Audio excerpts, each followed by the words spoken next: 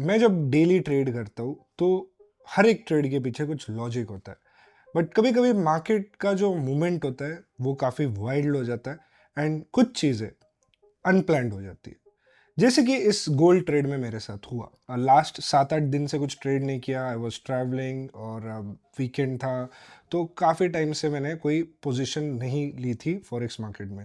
So I thought कि अब एक सेटअप भी बन रहा है और काफ़ी टाइम से मैंने ट्रेड नहीं लिया, तो I can go with a high quantity today. So जैसे ही मैंने ट्रेड में एंटर किया, I put 16 lots in the trade and मुझे प्लान था कि मैं 20 पिप्स का यहाँ पे सेल लूँगा, ज़्यादा से ज़्यादा $3,500 या $4,000 का मेरा यहाँ पे रिस्क था। और मुझे जो प्रॉफिट मेरा प्लान था वो अबाउ ऑलमोस्ट 70 to 80 पिप्स का मुझे टारगेट दिख रहा था। सो रिस्क रिवॉर्ड 1:3 के आसपास मुझे प्लान था। So everything was set, but क्या हुआ कि जिस वजह से मेरा एक ही ट्रेड में $10,000 का लॉस हुआ, I will show you on the screen. अब यहाँ पे सबसे पहले तो मैं आपको अपना लॉस दिखा दूँ। अगर आप ये चेक करोगे, ये वाला जो ट्रेड है, इस ट्रेड में $10,000 से ज़्यादा लॉस हुआ था एंड फिर ये जो ट्रेड है इसमें $2,000 का लॉस हुआ। अब अगर आप लॉट देखोगे तो दोनों ट्रेड में 8 लॉट्स दोनों एक साथ ओपन किए गए थे। तो 16 लॉट्स यहाँ पे लिए गए थे, 16 लॉट्स इस ट्रेड में लिए गए थे। तो ये सारे ट्रेड्स जो है वो बाइंग के ट्रेड्स थे। ये चारों ट्रेड्स जो लाइव स्ट्रीम पे लिए गए थे, सॉरी, दो ट्रेड्स जो लाइव स्ट्रीम पे लिए गए थे, ये एक ट्रेड और ये एक ट्रेड। सो कैसे लॉस हुआ आप समझो। देखो, मेरे सारे स्ट्रेटेजीज प्लान्ड होते हैं, बट यहाँ पे मार्केट जो है, मुझे जिस फेज में मैं आया, जिस सिचुएशन में आया, मार्केट बहुत चॉपी मिला। This was the situation I was trading in, exact इस सिचुएशन में है। अब अगर आप इस सिचुएशन में देखोगे तो मार्केट पहले तो एक ब्रेकआउट दिया। इस ब्रेकआउट में मार्केट ने एक अच्छा मूव दिया, रिजेक्शन लिया एंड फिर एक बड़ा फॉल दिया 100 पिप्स का। उसके बाद रिजेक्शन लेके फिर ट्रेड ऊपर आया। यहाँ पे आप देख सकते हो, रिजेक्शन लेके फिर एक ट्रेड ऊपर आया एंड फिर मैंने लॉन्ग प्लान किया। अब लॉन्ग क्यों किया, let me explain you in a simple way. मैं आपको पहले 1 मिनट पे लेके जाता हूँ ताकि आप इसका एकदम स्मॉलर टाइम फ्रेम पे इसका लॉजिक समझो। अब अगर यहाँ पे आप देखोगे, there was a fake breakout इस जोन पे। अगर ये मार्किंग देखोगे तो there was a fake breakout. अब ये जैसे ही फेक ब्रेकआउट हुआ एंड मार्केट ने प्राइस एक्शन देखो क्या बनाया। ये सेलिंग का प्राइस एक्शन बना, ठीक है।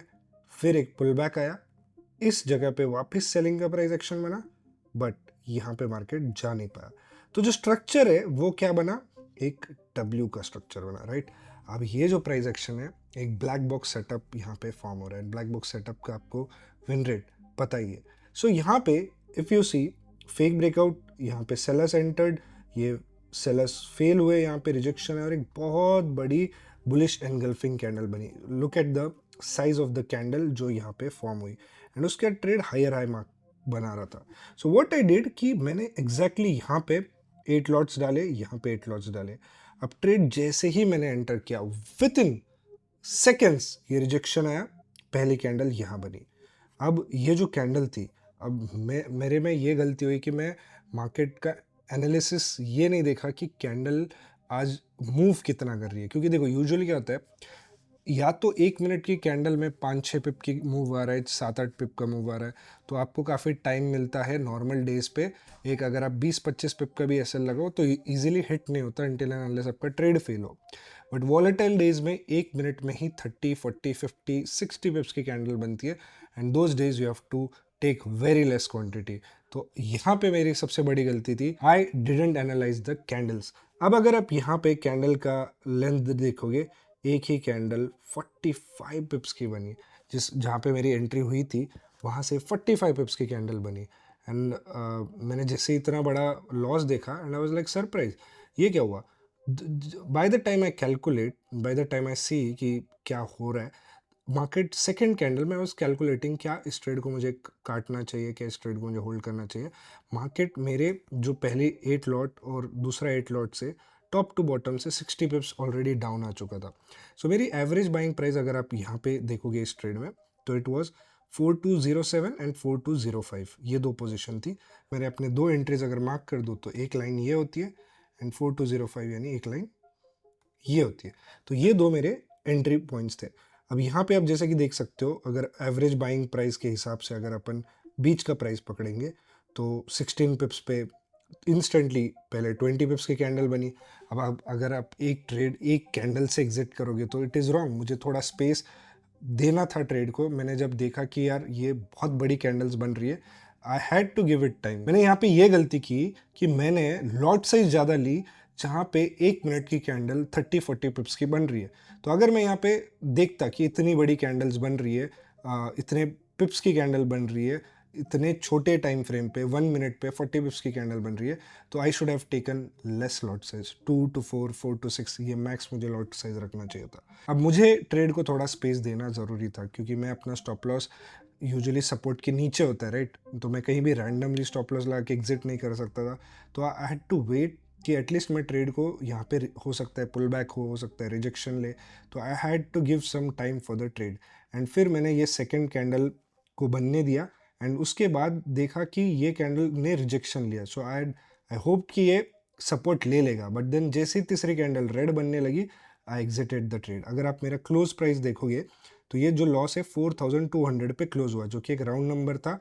एंड 4200 अगर आप एग्जैक्ट लाइन देखोगे तो वो थी यहाँ पे, जो कि ये थर्ड कैंडल जो रेड बनी, उसके बाद मुझे निकलना पड़ा, क्योंकि मेरा एक्सपेक्टेशन था कि जो ये सपोर्ट हमने बनाया है, ये जो जोन हमने बनाया है, यहाँ पे आप देख सकते हो, तो मार्केट यहाँ पे इसको रिस्पेक्ट करेगा, यहाँ से रिजेक्शन लेके वापस मूव कंटिन्यू करेगा। But I was wrong, accepted my loss. यहाँ पे मुझे लॉस लेके ट्रेड को क्लोज करना पड़ा, एंड उसके बाद मार्केट काफ़ी ज़्यादा गिरा। बट अब देखोगे तो मार्केट वापस यहाँ से बाउंस हुआ, यहाँ से वापस बाउंस हुआ। एंड फिर जब ये ट्रेड इधर देखो कि मार्केट यहाँ पे कैसे इस रेजिस्टेंस पे कंसोलिडेट करने लगा। अब यहाँ पे जैसे कंसोलिडेट करने लगा एंड ये कैंडल सेलर्स को इनवाइट किया, सो आई वाज श्योर कि अब अगर यहाँ से या तो गिरना चाहिए, अगर सेलर्स को इनवाइट मतलब यहाँ पे रेड कैंडल बहुत बड़ी बनी है तो अब यहाँ से गिरना चाहिए। बट देन आई सॉ कि यहाँ पे सेलर्स को इनवाइट करके एक अप मूव आ चुका है। देन आई वाज श्योर कि this was a trap to a seller, ये सेलर्स को अच्छा ट्रैप किया, अब ये बहुत बड़ा ब्रेकआउट देने वाला है। अब अगला एंट्री 16 लॉट का अगर आप बाय पोजीशन देखोगे तो यहाँ पे मैंने 4205.9 पे फिर से बाय किया। 4205.9 वाज एग्जैक्टली यहाँ पे एग्जैक्टली मैंने बाय किया। अब जैसे ही मैंने बाय किया, अब देखो ट्रेड मेरे फेवर में कितना गया। यहाँ पे ट्रेड मेरे फेवर में almost 16 lots again went for 40 पिप्स। तो मुझे यहाँ पे ऑलमोस्ट प्रॉफिट मार्केट उस टाइम पे $5,000-6,000 के ऊपर का प्रॉफिट मुझे दिखा रहा था। So it was good, $6,000 good थे। एंड जो मेरा यहाँ पे अगर आप रिस्क रिवॉर्ड भी हम कैलकुलेट करते हैं तो 1:1.8 के हिसाब से मेरा जो मेरा जो स्टॉप लॉस था इट वाज बिलो हियर। तो ऑलमोस्ट मेरा 1:2 उस टाइम पे हुआ था, 20 पिप्स के आसपास मेरा स्टॉप लॉस था। ये लाइव स्ट्रीम का ट्रेड है, आप जाके चेक कर सकते हो।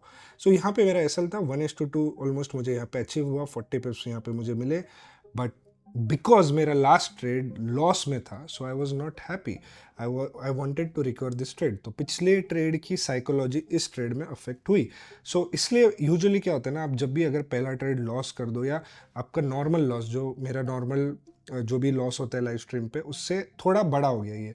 अगर मैं यूजुअली प्लान करता हूँ कि 5-6 हज़ार के अंदर अपने लॉसेस रखो एंड प्रॉफिट को 8-10 हज़ार के आसपास रखो, बट इस स्ट्रीम में क्या हुआ कि 10 हज़ार के आसपास लॉस हुआ। तो मेरा ये था कि एटलीस्ट अब मुझे लॉस को रिकवर करना है। एंड क्योंकि ये ट्रेड ऑलरेडी यहाँ पे स्टॉप लॉस हंटिंग कर चुका था, सो आई वॉज श्योर कि इस बार तो ये ट्रेड रैली कर जाएगा, बिकॉज मार्केट जो भी एसएल हंटिंग करता है, एक बार करता है, 2 बार करता है, 3 बार नहीं करता। तो यहाँ पे देखो ये पहला फेक ब्रेकआउट दे चुका था, यानी ब्लैक बॉक्स सेटअप यहाँ बन चुका था। यहाँ पे ट्रेड बन जाता अगर क्लोजिंग आती तो, बट यहाँ पे विक आई थी, बट यहाँ पे क्लोजिंग आ चुकी थी even on 5 minute time frame. So I was sure कि ये ट्रेड रैली मारने वाला है। बट पता नहीं यार गोल्ड कैसे इतना समझदार होता है। गोल्ड ने, अब देखो, क्योंकि पिछले ट्रेड में मेरा लॉस था तो मुझे यहाँ पे ट्रेड में ज़्यादा रिस्क नहीं लेना था, तो मैंने अपने ट्रेड को तुरंत यहाँ पे ट्रेल कर दिया, तुरंत 10 पिप पे ट्रेल कर दिया। अगर आप मेरा यहाँ पे एसएल देखोगे तो इट वाज ऑन 4205.1, तो मेरी एंट्री जो है 4205 की, उधर ही मेरा एग्जिट था 4205। तो यानी मैंने यहाँ पे अपना ट्रेड जो है ऑलमोस्ट कॉस्ट टू कॉस्ट ला दिया था। यहाँ पे मैंने ट्रेड अपना यहाँ पे कॉस्ट टू कॉस्ट ला दिया था।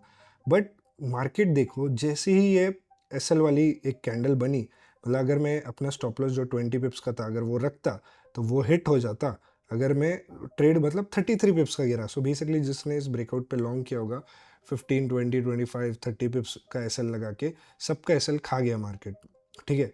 और उसके बाद मतलब ये यूजुअली मूव बैड डे पे ही आता है, ऐसा जो एसएल हंटिंग कैंडल है ना, बैड डे पे ही आता है। बट आप देखो हाउ गोल्ड स्मार्ट इज, जैसे ही ये कैंडल बनी जहाँ पे वीक हैंड्स निकल गए, इसको हम वीक हैंड कैंडल बोलेंगे, उसके बाद रैली देखो, it gave a rally of more than 120 पिप्स, more than 130 पिप्स, जो कि हमारा प्लान था, जो कि हमारा एग्जैक्ट टारगेट, अगर आप लाइव स्ट्रीम देखोगे एग्जैक्ट यहाँ पे मेरा टारगेट था। अब इधर मैं यहाँ पे ट्रेड को, अब देखो अगर इस ट्रेड में मैं क्वांटिटी कम रखता और एसएल जल्दी काटता तो मे बी मैं इस ट्रेड को, अब देखो इस ट्रेड में मैंने 56 पिप का स्टॉप लॉस लिया, तो अगर मैं इस ट्रेड में छोटा मोटा प्रॉफिट करता या छोटा मोटा लॉस करता तो मे बी इस ट्रेड को मैं थोड़ा ज़्यादा होल्ड कर पाता, एटलीस्ट 40 पिप्स तक होल्ड कर पाता। बट इस ट्रेड को मुझे तुरंत काटना पड़ा क्योंकि पिछले ट्रेड में लॉस मैंने बढ़ा लिया था। तो इस ट्रेड में मुझे, अगर मैं स्टॉप लॉस थोड़ा बढ़ा रखता तो ये ट्रेड मुझे 100% मेरा टारगेट हिट करवा देता। बट क्यों काटना पड़ा जल्दी, क्यों एसएल को इंस्टेंटली ट्रेल करना पड़ा, क्योंकि पिछला ट्रेड मुझे बड़ा लॉस हुआ था। तो यहाँ पे सीख क्या मिलती है, अगर अच्छा दिन होता ना, नॉर्मल डे पे ये ट्रेड मेरी एंट्री के बाद ही रैली कर देता। ये काफ़ी रेयर सिनेरियोज है, but what happened right now was it was a bad day. तो बैड डे पे आप कुछ भी करते हो ना तो बहुत बड़ा लॉस हो जाता है। पता नहीं ऐसे दिन, कितना भी बड़ा ट्रेडर हो, ऐसा टाइम आता ही है जहाँ पे आप जो भी कर रहे हो ना वो उल्टा ही हो रहा है। मतलब आपके लाइफ में भी ऐसा होता होगा कि whatever you trying to do, कि उसमें कुछ ना कुछ उल्टा सीधा होते ही रहता है। तो उस दिन आपको समझना चाहिए कि यार ये दिन आज मेरा नहीं है, बेटर है कल आता हो। और जब आपका दिन अच्छा होता है ना, ये पहली जो एंट्री मैंने यहाँ पे की थी, पहली एंट्री जो मैंने यहाँ पे की थी, यहीं से रैली आ जाती, क्योंकि सेटअप से ही था। अगर सेटअप गलत होता तो मेरा मार्केट मेरे डायरेक्शन में फेवर में जाता ही नहीं, मार्केट मेरे अगेंस्ट चला जाता। बट दोनों केस में क्या हुआ कि यहाँ पे भी एंट्री करते से एसएल खा लिया, फिर रिकवर किया, और फिर यहाँ पे एंट्री करने के बाद एक कैंडल ने एसएल खा के रिकवर कर गया। सो और टारगेट टीपी हिट कर दिया। So direction was completely right, it was just a bad day.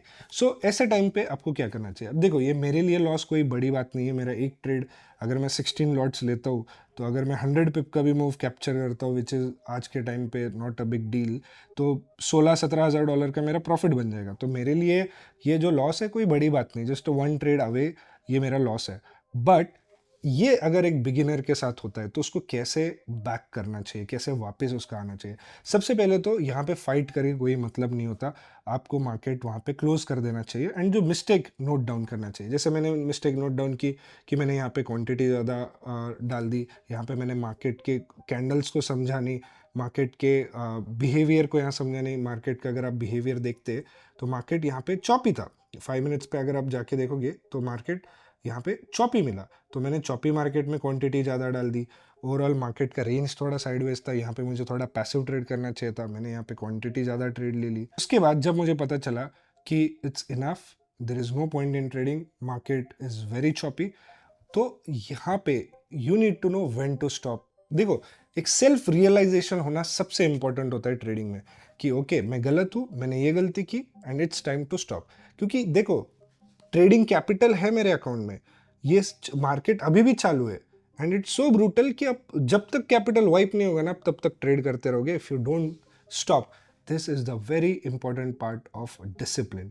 So discipline, knowing your mistakes, accepting it and coming tomorrow with new energy, fresh energy. अगर कल भी उठ के अगर आपके दिमाग में लॉस आ रहा है ना तो कल भी ट्रेड मत करो, परसों आ जाओ, क्योंकि परसों तो आप 100% वो लॉस भूल जाओगे, तरसों भूल जाओगे, अगले हफ्ते भूल जाओगे। वो डिपेंड करता है आपका लॉस आपके माइंडसेट के लिए कितना बड़ा है। बट जब भी आप वो लॉस आपको जब तक अफेक्ट कर रहा है तब तक मार्केट में आना नहीं चाहिए, क्योंकि हर उस ट्रेड में जब तक आप ना वो लॉस को भूलो, हर ट्रेड में वो लॉस आपको हॉन्ट करेगा एंड वो आपका करंट ट्रेड बिगाड़ देगा। So that is the learning from this loss and I am sure कि अगला जो ट्रेड होगा या अगला जो ट्रेड हम लेंगे वो हम बहुत अच्छा प्रॉफिट करेंगे, और अगली वीडियो आएगी ये लॉस पूरा रिकवर करने वाली। So that's it guys, I hope you enjoyed the video, thank you so much.